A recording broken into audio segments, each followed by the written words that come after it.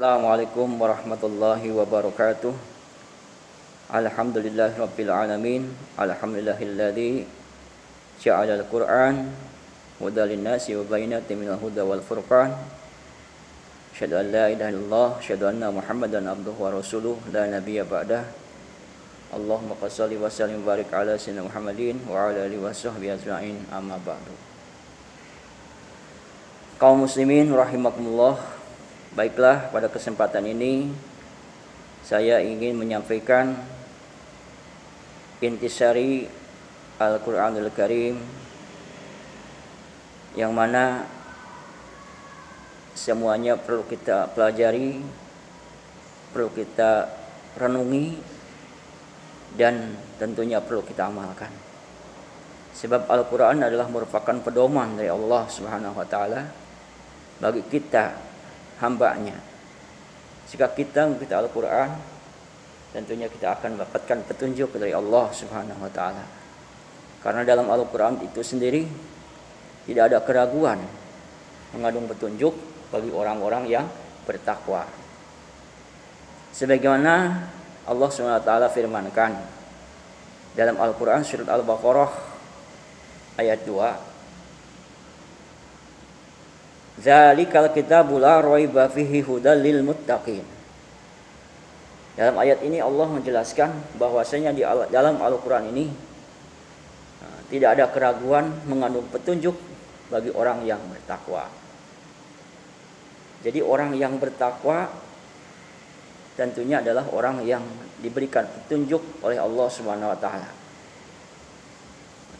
Dan orang yang bertakwa tentunya orang yang senantiasa mendapatkan hidayah dari Allah Subhanahu wa taala. Justru itu maka kita sebagai orang yang tentunya selalu mempertahankan iman dan Islam, hidayah dan taufik, tentunya kita ingin takwa kita senantiasa meningkat kapanpun dan dimanapun kita berada. Kemudian siapakah sih orang yang bertakwa ini?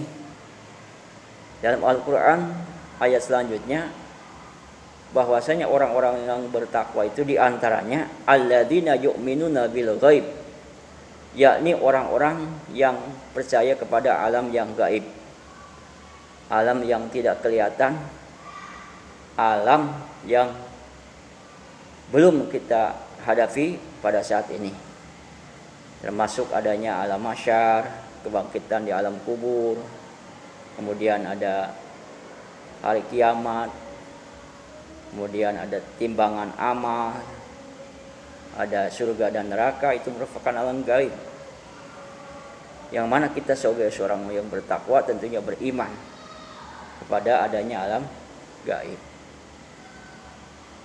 Kemudian yang kedua, wa yuqimuna shalah, yakni orang yang mendirikan sholat. Orang yang bertakwa itu adalah orang yang mendirikan sholat. Mendirikan berbeda dengan menjalankan. Ya. Kalau menjalankan sekedar, kalau mendirikan berarti sesuatu yang dibangun, yang pondasinya harus kuat, yakni syahadat.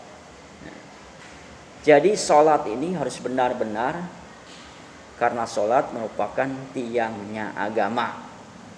Jadi orang yang bertakwa itu adalah orang yang mendirikan sholat dengan benar.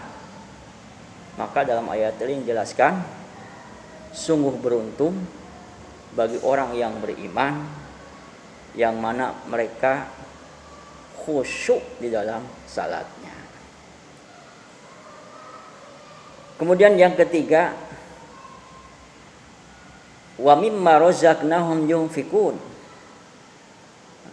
bagi orang yang menafkahkan, menginfakkan, bagi orang yang suka menginfakkan sebagian rezeki dari Allah Subhanahu wa taala. Orang yang bertakwa itu orang yang menginfakkan sebagian rezekinya di jalan Allah Subhanahu wa taala. ada zakat, ada sedekah, ada infak. Yang itu semuanya merupakan ciri-ciri orang yang bertakwa kepada Allah Subhanahu wa taala. Justru itu kaum muslimin, kita sebagai seorang muslim, mukmin, muttaqin tentunya harus mau menginfakkan sebagian rezeki di jalan Allah Subhanahu wa taala. Kepada siapa? Kepada mustahik, kepada yang membutuhkan. Jadi menginfakkan itu kepada yang membutuhkan. Harus tepat sasarannya, harus objektif dalam bahasa gaulnya. Jangan ngasih kepada yang tidak membutuhkan. Jadi ngasih itu kepada yang membutuhkan, yang tepat kepada sasarannya. Kemudian siapa lagi sih ciri-ciri orang yang bertakwa itu? Yakni orang-orang yang percaya dan yakin kepada kitab, kepada apa-apa yang telah diturunkan kepadamu, yaitu kepada Nabi Muhammad sallallahu alaihi wasallam. Al-Qur'anul Karim, hadis, ada hadis qudsi juga. Jadi apa-apa yang diturunkan kepada baginda Rasul, bagi orang yang bertakwa, percaya dan yakin bahwasanya itu merupakan kalamullah, firman Allah yang tentunya hak dan benar. Itu. Kemudian apalagi percaya dan yakin juga kepada apa-apa yang diturunkan sebelum kepada Nabi Muhammad sallallahu alaihi wasallam. Kitab-kitab sebelum Al-Qur'an. Ada Zabur, Taurat, Injil dan lain sebagainya. Termasuk suhuf yang dimaksud lain sebagainya tersebut. Ya. Itu. Kemudian siapa lagi? Yang kelima adalah orang-orang yang meyakini akan adanya hari kiamat. Wabil akhirati hum yuqinun. Kepada hari akhir mereka meyakinkan. Orang yang bertakwa yakin hari itu pasti terjadi. Kiamat pasti terjadi.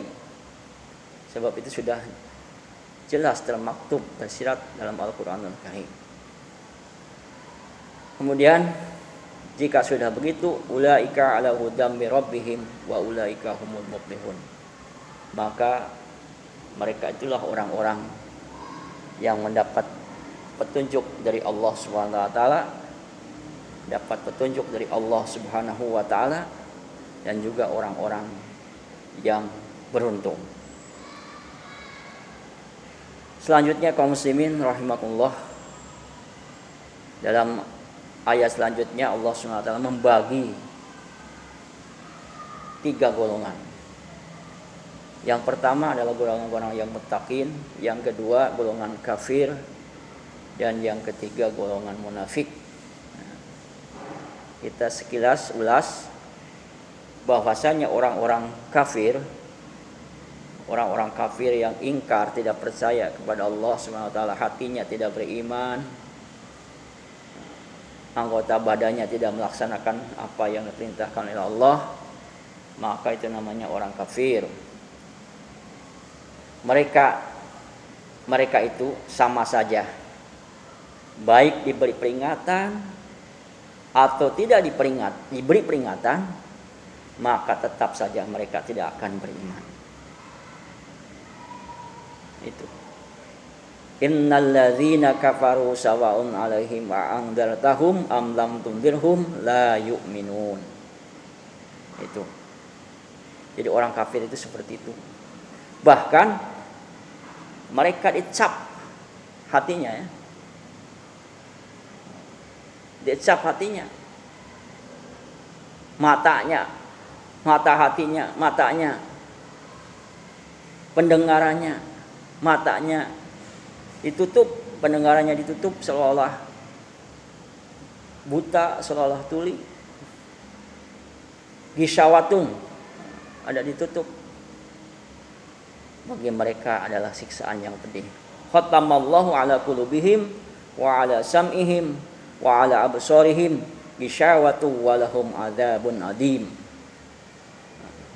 Mereka itu akan diberikan siksaan yang amat besar, yang sangat pedih. Baiklah, sampai di sini dulu untuk kajian renungan dalam Al-Qur'anul Karim. Tentunya di sini sebagai sekilas saja, sebagai penerjemah saja. Tidak ada penjelasan yang lebih utama karena keterbatasan ilmu. Mungkin untuk sementara sampai di sini. Akhirul kalam. Assalamualaikum warahmatullahi wabarakatuh.